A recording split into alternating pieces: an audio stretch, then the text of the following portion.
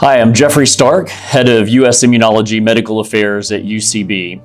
I was born in South Florida, but grew up mostly in the metro Atlanta area in Georgia. From an educational standpoint, I did my undergraduate work at Georgia Tech with studies in applied biology, and then went to Vanderbilt for medical school thereafter. And I really enjoyed patient care. There are wonderful things about it, but I also began to realize that as an individual practicing physician, my ability to create impact and drive change was limited by my own personal limitations without a larger organization or team behind me.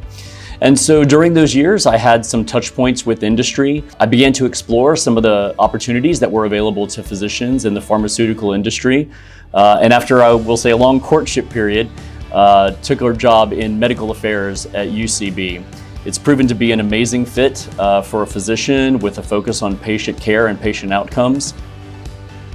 So I had several immediate reactions when I found out that I had been selected as a Working for Cures champion this year.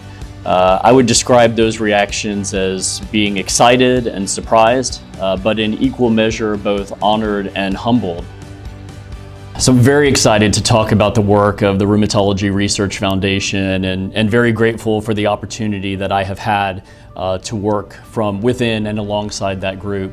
It really is a privilege to support such an organization and the great work that they are doing. The Rheumatology Research Foundation is the charitable arm of the American College of Rheumatology, and it really has a twofold focus. First and foremost, supporting cutting-edge research that is moving the standard of care for patients living with rheumatologic diseases, but also supporting workforce development of the rheumatology community in a setting where rheumatology care is at a critical premium and certainly underserved for the patient populations that exist in the U.S. today. In joining the pharma industry, one of my main aims was to have a broader impact, broader than I could have as an individual practicing rheumatologist. One great example of a success that I have had in that area was around the creation of a new ICD-10 code. We discovered in the process of developing a therapy, in fact the first approved therapy for non-radiographic axial spondyloarthritis, that an ICD-10 code did not exist for that condition.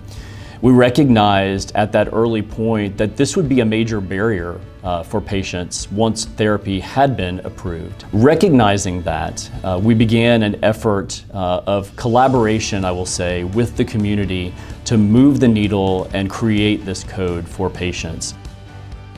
The HS Coalition has been an extraordinarily exciting project that was initiated by UCB.